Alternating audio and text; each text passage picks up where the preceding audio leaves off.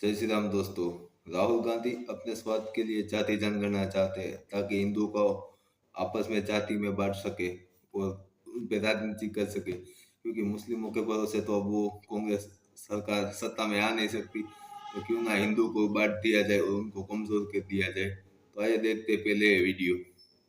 दोस्तों, आज तक हमने सुना था कि औरत से उसकी उम्र और आदमी से उसकी तनख्वाह नहीं पूछनी चाहिए। अब जाकर पता चला है कि एक नेता से उसकी जाति भी नहीं पूछनी चाहिए।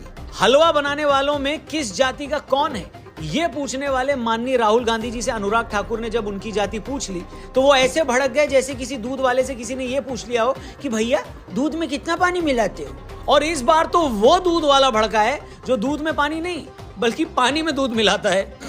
गजब बेइज्जती है। भरी संसद में राहुल गांधी की जाति पूछ लेने पर पूरा विपक्ष ऐसे भड़का हुआ है जैसे दुर्योधन ने भरी सभा द्रौपदी का चीरहरण कर दिया।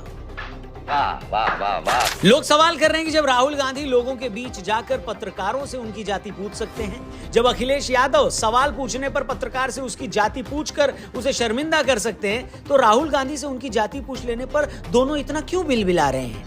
इस कमरे में ओबीसी कितने हैं? हाथ उठा के दिखा दीजिए, देखिए मजा। नहीं, वो आप कैमरा मैन है भैया।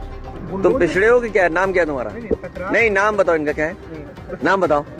हाँ, मिश्रा जी। अरे मिश्रा जी, कुछ तो शर्म करो। क्या बात है सर, क्या बात है सर। और मजे की बात यह है कि जो कांग्रेसी आज राहुल जी से उनकी जाति पूछ लेने पर अपनी और पड़ोसियों की बनियान फाड़ रहे हैं, और यही लोग कल तो प्रेस कॉन्फ्रेंस करके पूरे ब्रह्मांड को ये बताते फिर रहे थे कि आदरणीय राहुल जी का जाति और गोत्र क्या है, तब तो पूरी पार्टी पूरा जोर लगाकर राहुल जी को ब्राह्मण बताने पर तुली थी, मानो राहुल जी काशी विश्वनाथ मंदिर में मुख्य पुजारी का ऑडिशन देकर आए हो।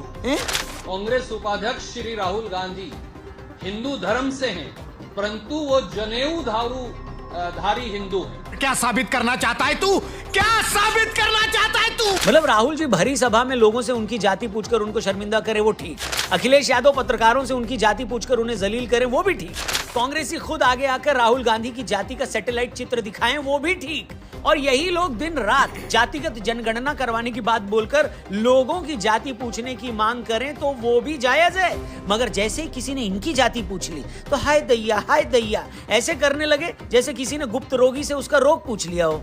जिसकी जात का पता नहीं वो गन्ना की बात करता है। आप जाति कैसे पूछ सकते हैं? आप बताएं, जाति कैसे पूछ सकते हैं आप? मैंने नाम किसी का नहीं लिया था। सही बात है। वैसे जानकारों का कहना है कि इनडायरेक्ट ही सही राहुल जी की जाति पूछकर बीजेपी ने कांग्रेस की दुखती रग पर हाथ रख दिया है, क्योंकि राहुल बाबा की असल जाति क्या है इस पर लोग तरह तरह के सवाल करते हैं। मैं फिर से बता दूं, ये सवाल हम नहीं कर रहे, लोग पूछ रहे हैं कि भैया राहुल बाबा खुद को जनेऊधारी ब्राह्मण और दत्तात्रेय गोत्र का बताते हैं, लेकिन लोगों को लगता है कि इसमें भी कुछ झोल है। लेखक मिनाज मर्चेंट ने राजीव गांधी की जिंदगी पर एक किताब लिखी है जिसका नाम है Rajiv Gandhi the end of a dream. इस किताब में मिनाज ने बताया कि राजीव गांधी के पुरखे राजकौल एक कश्मीरी ब्राह्मण थे जो सन 1700 के आसपास एक मुस्लिम शासक के कहने पर दिल्ली में नहर के किनारे आकर बस गए थे। नहर किनारे रहने के कारण ही ये लोग नेहरू हो गए। इससे हमें यह भी पता चलता है कि पंडित नेहरू और उनकी बेटी स्वर्गीय इंदिरा गांधी जी ब्राह्मण थी, मगर इन्हीं इंदिरा जी ने 26 मार्च 1942 को फिरोज जहांगीर गांधी से शादी कर ली जो कि पारसी रिलीजन की थी। अब कुछ लोग कहते हैं कि नेहरू जी को फिरोज जी के रिलीजन से दिक्कत थी क्योंकि उस वक्त लोग इस तरह की शादी को एक्सेप्ट नहीं करते थे, तो गांधी जी ने फिरोज गांधी को अडॉप्ट कर लिया और फिरोज गांधी ने गांधी जी से इंप्रेस होकर अपना नाम फिरोज गांधी कर लिया। लेकिन इस बात के सबूत नहीं मिलते कि फिरोज गांधी ने पारसी मजहब छोड़कर हिंदू धर्म अपना लिया था। अब लोग कहते हैं कि अगर फिरोज गांधी पारसी थे तो इस लिहाज से इंदिरा जी भी पारसी हुई, तो ये लोग फिर ब्राह्मण कैसे हो गए? और अगर ये भी मान लिया जाए कि ये गांधी ही थे, तब भी गांधी तो वैश्य यानी बनिया होते हैं, ब्राह्मण नहीं। फिर राहुल गांधी या कांग्रेस ये क्लेम कैसे करती है कि राहुल जी ब्राह्मण है, क्योंकि ब्राह्मण तो राहुल जी की दादी शादी से पहले थी। कुछ लोग यहीं पर नहीं रुकते, वो ये भी सवाल करते हैं कि सोनिया गांधी जी जो शादी से पहले कैथोलिक क्रिश्चियन थी, जिनका नाम एंटोनियो माइनो था, वो राजीव जी से शादी के बाद गांधी हो गई, तो इंदिरा जी शादी के बाद पारसी क्यों नहीं हुई? अब ऐसे कैसे हो सकता है कि चुनावी सुविधा के लिए आप अपनी दादी की शादी से पहले का धर्म यूज कर लो और इसी चुनावी फायदे के लिए आप अपने पारसी दादाजी का सरनेम यूज कर लो, वो सरनेम जो खुद आपके पारसी दादा ने किसी और से ले लिया है। आपको नहीं लगता ये पूरा का पूरा केस अंदाज अपना अपना के असली रवीना कौन है वाले केस से भी ज्यादा कंफ्यूजिंग है? नहीं मैं फिर दोहरा रहा हूं, इसमें कोई भी ऐसी बात नहीं है जो पब्लिक फोरम पर नहीं है। ये ऐसे सवाल हैं जो बार बार कई प्लेटफॉर्म पर उठते रहते हैं। अब यही सवाल पूछने वाले पूछते हैं कि अगर राहुल गांधी अपनी जाति और धर्म को लेकर साफ साफ बात लोगों के सामने नहीं रख सकते, तो वही राहुल गांधी जातिगत जनगणना करवाने की बात बोलकर लोगों से उनकी जाति कैसे पूछ सकते हैं? अब लोगों का कहना है कि राहुल गांधी की खुद की जाति को लेकर ये झोल है। इसी वजह से जब अनुराग ठाकुर ने संसद में ये मुद्दा उठाया तो राहुल गांधी और पूरी कांग्रेस भड़क गई। उन्हें लगा कि किसी ने उनकी दुखती रग पर हाथ रख दिया हो। लेकिन बात सिर्फ राहुल गांधी की जाति की नहीं है। लोगों का कहना है कि आज राहुल बाबा संसद में पैर पटक पटक कर कह रहे हैं कि हम तो जातिगत जनगणना करवा कर रहेंगे। जब तक जातिगत जनगणना नहीं हो जाती मैं किंडर जॉय नहीं खाऊंगा। अरे यार ऐसा कैसे सोच। लोग सवाल पूछ रहे हैं कि राहुल बाबा आप जातिगत जनगणना करवाने की बात कर रहे हैं, ये भी बोल रहे हैं कि जिसकी जितनी आबादी उसका उतना हक। सब बातें ठीक है, मगर पहले ये तो बता दो कि जब आपकी पार्टी सत्ता में थी तब उसने क्या किया था। सच तो ये कि बाबा साहब अम्बेडकर ने जब संविधान बनाया उस वक्त भी आर्टिकल 340 में जो ओबीसी को कोटा देने की बात करता था, मगर नेहरू जी ओबीसी कोटा देने के पक्ष में नहीं थे। बाद में इसी मुद्दे पर अंबेडकर जी नेहरू कैबिनेट से इस्तीफा भी उन्होंने दे दिया था। इतना ही नहीं, 1953 में इसी काम के लिए काका कालेलकर आयोग बना। 1955 में इस आयोग की रिपोर्ट आई। 1961 में इस रिपोर्ट को खारिज कर दिया गया। ये वो वक्त था जब नेहरू जी देश के प्रधानमंत्री थे। यही वो वक्त था जब जातिगत जनगणना भी नहीं करवाई गई। 1948 के जनगणना कानून में जातिगत जनगणना करवाने का कोई प्रोविजन ही नहीं था। आजादी के बाद भारत में साल 1951 में पहली बार जनगणना की गई तो सिर्फ SC/ST को ही अलग से जाति के नाम पर लिखा गया। नेहरू जी ने तो यहां तक कहा था कि मैं किसी भी तरह के रिजर्वेशन के सख्त खिलाफ हूं, खास तौर पर नौकरियों में आरक्षण के। मैं ऐसी हर चीज के खिलाफ हूं जिससे इनएफिशिएंट और सेकंड रेट स्टैंडर्ड तैयार होते हैं। जैसा कि हमने बताया, ओबीसी कोटा के लिए पहले कालेलकर कमीशन बना, मगर कांग्रेस ने कभी उनकी सिफारिशों को नहीं माना। प्रेशर बढ़ा तो 1979 में इसी काम के लिए मंडल कमीशन बनाया गया। 1980 में इसने अपनी रिपोर्ट दी, मगर अगले 10 साल तक इसकी रिकमेंडेशंस को भी नहीं माना गया। 1990 में जब जनता पार्टी की वीपी सिंह की सरकार बनी, जिस सरकार को उस वक्त बीजेपी समर्थन दे रही थी, तब जाकर पहली बार ओबीसी को 27% रिजर्वेशन दिया गया। उस वक्त भी राजीव गांधी ने ओबीसी रिजर्वेशन का विरोध करते हुए संसद में कहा था कि आरक्षण के नाम पर देश में बुद्धुओं को बढ़ावा मिलेगा। ओबीसी आपके नाना नेहरू जी ने ओबीसी को लिख दिया कि नहीं मिल सकता आरक्षण। दादी ने नहीं दिया आरक्षण, अब ओबीसी चिल्ला रहे हैं। राहुल जी आज जातिगत जनगणना की बात बार बार कर रहे हैं, मगर यह भी सच है कि आजादी के बाद के 68 में से 58 साल तक कांग्रेस की सरकार थी। इस दौरान जातिगत जनगणना करवाई गई क्या संजू बाबा? नहीं। 2010 के आसपास यूपीए सरकार में बाकी पार्टियों का प्रेशर बढ़ा तो 2011 में जातिगत जनगणना करवाई गई, मगर 2014 तक उसके आंकड़े भी रिलीज नहीं किए गए। मतलब कांग्रेस का ये पूरा ट्रैक रिकॉर्ड बताता है कि इतने सालों तक सरकार में रहने के बाद भी नेहरू जी से लेकर इंदिरा जी, राजीव जी और सोनिया गांधी के सत्ता में रहने या सत्ता का कंट्रोल अपने हाथ में होने के बावजूद जातिगत जनगणना और ओबीसी रिजर्वेशन को लेकर कुछ किया गया क्या संजू बाबा, बताइए? नहीं। इनफैक्ट जो 27% ओबीसी रिजर्वेशन आज आप देख रहे हैं वो भी 1990 में गैर कांग्रेसी सरकार बनाने पर इंप्लीमेंट हुआ था। ईडब्ल्यूएस के लिए जो 10% रिजर्वेशन है वो बीजेपी सरकार के टाइम आई। मजे की बात यह है कि जिस गांधी सरनेम के नाम पर राहुल गांधी आज अपनी सारी राजनीति करते हैं, अपनी दादी श्रीमती इंदिरा गांधी जी के बलिदान की दुहाई देते राहुल बाबा थकते नहीं। उन्हीं इंदिरा जी के वक्त में कांग्रेस पार्टी का एक नारा था, न जात पर न पात पर मुहर लगेगी हाथ पर। मतलब जात पात पर वोट नहीं पड़ेगा, सिर्फ हाथ पर पड़ेगा।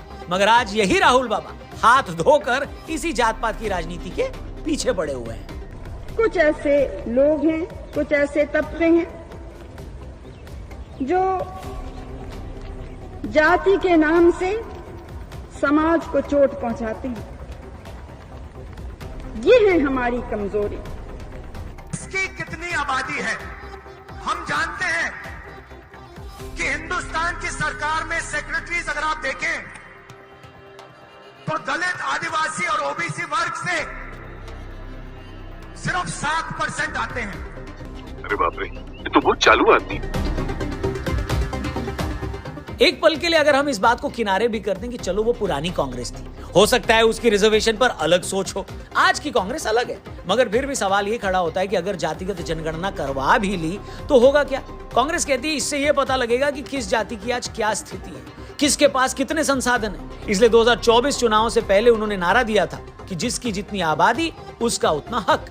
मगर बिहार हो या कर्नाटक, बार बार ये जब भी किसी राज्य सरकार ने टोटल रिजर्वेशन को 50% से बढ़ाने की कोशिश की है तो उसकी ये कोशिश अदालत में नहीं टिकी। इसका मतलब आज जातिगत जनगणना की बात करके जातियों को उनकी आबादी के हिसाब से रिजर्वेशन देने की बात कर रही है, उन्हें भी ये पता है कि ऐसा कुछ भी नहीं होने वाला। यानी वो रिजर्वेशन बढ़ाने का झुंझुना देकर सिर्फ पॉलिटिक्स कर रही है। उससे भी आगे जाकर समझें तो जातिगत जनगणना की ये बात सिर्फ हिंदुओं को जाति के नाम पर बांटने की कोशिश लगती है, और ये कोशिश हाल के लोकसभा चुनाव में थोड़ी सफल भी हुई, जब कुछ पार्टियां लोगों को कन्विंस करने में कामयाब हो गई कि अगर बीजेपी को 400 सीटें मिल गई तो वो संविधान बदलकर आपका रिजर्वेशन खत्म कर देगी। हम यहां फिर अंडरलाइन कर दें बॉस कि हम जातिगत जनगणना के खिलाफ नहीं है, क्योंकि अगर सच में ये काम होता है तो सोशल वेलफेयर की स्कीम्स अच्छे से चलाई जा सकेंगी, सरकार को पता लग सकेगा कि कौन ज्यादा जरूरतमंद है, किसे मदद की ज्यादा जरूरत है। मगर कोई भी पार्टी अगर जातिगत जनगणना की बात बोलकर सिर्फ और सिर्फ हिंदुओं को आपस में बांटना चाहती है तो ये हिंदुओं को तय करना चाहिए कि इस तरह की पॉलिटिक्स से कैसे निपटना है। क्या क्या बात कर रहे हैं? क्योंकि अगर आप बीजेपी को इस बात के लिए क्रिटिसाइज करते हो कि वो धर्म की राजनीति करती है, तो आप भी जाति की राजनीति करके उससे बड़ा गुनाह कर रहे हैं। गलत दोनों ही है। धर्म की राजनीति करने वाला ऐसा करके कम से कम एक धर्म के लोगों को तो आपस में जोड़ रहा है। जातिगत राजनीति करने वाला तो एक ही धर्म की जातियों को आपस में लड़वाकर उस धर्म को ही कमजोर कर रहा है। बताइए। ऊपर से जब हम ये देखते हैं कि इन्हीं राहुल गांधी ने 2010 में अमेरिका के राजदूत टिमोथी रोमर से कहा था कि भारत को असली खतरा लश्कर तैयबा से ज्यादा कट्टरपंथी हिंदू संगठनों से है, तो शक पैदा होता है कि आपका मकसद क्या है बॉस। फिर जब हम ये देखते हैं कि आपके नेता 26/11 के मुंबई हमले को संघ की साजिश बताते हैं तो शक और गहरा जाता है। जब आपका कोई नेता यह बताता है कि सोनिया जी तो बाटला हाउस एनकाउंटर के वक्त एक आतंकी के मरने की बात सुनकर रो पड़ी थी, तब तो भैया हमारी बोलती ही बंद हो जाती है। फिर जब सारी दुनिया राम मंदिर की प्राण प्रतिष्ठा का जश्न मनाती है, पूरा हिंदुस्तान भगवान श्री राम के अयोध्या आने पर जश्न मनाता है और आप वहां नहीं जाते तो गुस्सा आता है। इतना ही नहीं, आपकी ही पार्टी की नेता राधिका खेरा जब ये बताती हैं कि राम मंदिर के दर्शन करके आने के बाद आपके कुछ नेताओं ने उन्हें कमरे में बंद कर दिया था, तो ये सुनकर सिर शर्म से झुक जाता है। इसलिए मैंने कहा, जब राहुल गांधी जातिगत जनगणना की बात करते हैं, जातियों को उनका हक दिलाने की बात करते हैं, तो शक होता है कि उनका असल मकसद आखिर है क्या। क्योंकि आरक्षण की सीमा तो बढ़ा नहीं सकते, उनकी खुद की पार्टी ने जातिगत जनगणना कभी करवाई नहीं, ओबीसी रिजर्वेशन के हमेशा वो खिलाफ रहे थे, तो आज ये जाति और ओबीसी की इतनी बात क्यों। और पास्ट में आपने हिंदुओं के खिलाफ जो बयान दिए हैं ना भैया, उससे यही लगता है कि जाति की राजनीति बहाना है, आपको इस जाति के मुद्दे के बहाने हिंदुओं को कमजोर करना है। क्योंकि आपको पता है कि हिंदू कमजोर होगा, जातियां बटेंगी, तभी आप चुनाव जीतोगे। ऊपर से हंसी इस बात पर भी आती है कि जब आपसे आपकी जाति पूछो तो भड़क जाते हो। आप अपने भाषणों में ओबीसी और पिछड़ों के लिए इतना दर्द दिखाते हो, लेकिन आदिवासी महिला द्रौपदी मुर्मू को जब राष्ट्रपति बनने की बात आई तो आप उन्हें समर्थन नहीं देते। जब दलित उम्मीदवार रामनाथ कोविंद जी को राष्ट्रपति बनाना हुआ तब भी आप साथ नहीं आए। और सारा सामाजिक न्याय आप इस चीज में ढूंढते हैं कि हलवा सेरेमनी में कितने ओबीसी थे। कौन है ये लोग, कहां से आते हैं? या उस दिन मोदी जी जब सड़क किनारे गन्ने का जूस पी रहे थे तो उनके साथ कितने दलित थे। मतलब आपको ये नहीं दिखता कि देश का पीएम ओबीसी है। आप इस बात से भी खुश नहीं है कि देश की राष्ट्रपति एक आदिवासी समाज से, मगर आपको ये सोच सोच कर रात को नींद नहीं आती कि उस हलवा सेरेमनी में कितने ओबीसी थे। मतलब हद है, खलिहरपन की हद है। वैसे लोग तो इस बात की कुंडली निकाल कर बैठे हैं कि कांग्रेस वर्किंग कमेटी में कितने ओबीसी हैं। वो तो आपसे ये भी पूछ रहे हैं कि आपके 3 मुख्यमंत्रियों में से कौन किस जाति का है। और तो छोड़ो, इन 3 राज्यों में जो मुख्य सचिव हैं उनमें कितनी निचली जाति के हैं बताइए। मैं जानता हूं इतने सारे सवाल जो आपसे हमने इस वीडियो में पूछे हैं ये आपके लिए आउट ऑफ सिलेबस हो गए होंगे, इसलिए जाते जाते उस सवाल का तो जवाब दे ही दीजिए जो अनुराग ठाकुर ने संसद में पूछा था, जिसके बाद से अब तक आपके समर्थक गर्म तवे पर फेंके गए पानी की छींटों की तरह फड़फड़ा रहे हैं। और अब क्या ही बोले। बाकी आप लोगों का हेलो, जो लोग ये वीडियो देख रहे हैं, आपका इस पे कुछ कहना है तो कमेंट करके जरूर बताना। राहुल जी से कुछ पूछना है तो वो भी कमेंट सेक्शन में पूछ सकते हैं। जातिगत जनगणना की जरूरत और इस पर हो रही पॉलिटिक्स पर आप क्या सोचते हैं वो भी बताइएगा, क्योंकि आगे आने वाली वीडियोस में हम इसके बारे में डिटेल में आपसे बतियाएंगे और ये बताएंगे कि ये क्यों इसके बारे में इतना बोला जा रहा है। वीडियो पसंद आई हो, सही लगी हो तो हमारी बड़ी हेल्प होगी अगर आप ये और भी लोगों तक पहुंचाएंगे, क्योंकि हम भी चाहते हैं कि ये और भी लोगों तक पहुंचे। ये बात, ये सच सबका जानने का हक है। तो प्लीज वीडियो को जरूर शेयर करिएगा अपने दोस्तों से, अपने रिश्तेदारों से, अपने फैमिली व्हाट्सएप ग्रुप पे, और चैनल को सब्सक्राइब करके जाएंगे तो उसके लिए एडवांस में थैंक यू। जय हिंद, जय भारत। जैसा कि अनुराग ठाकुर जी ने कहा था, जिसकी जाति का पता नहीं वो गणना की बात करते हैं। तो वीडियो कैसा लगा, लाइक कीजिए, शेयर कीजिए और सब्सक्राइब कीजिए। धन्यवाद।